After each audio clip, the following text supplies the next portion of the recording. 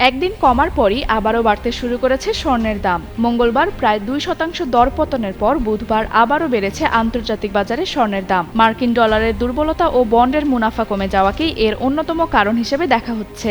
আন্তর্জাতিক বাজারের স্পট গোল্ডের দাম 0.8% বেড়ে প্রতি আউন্সে 4,370.19 ডলারে উঠেছে।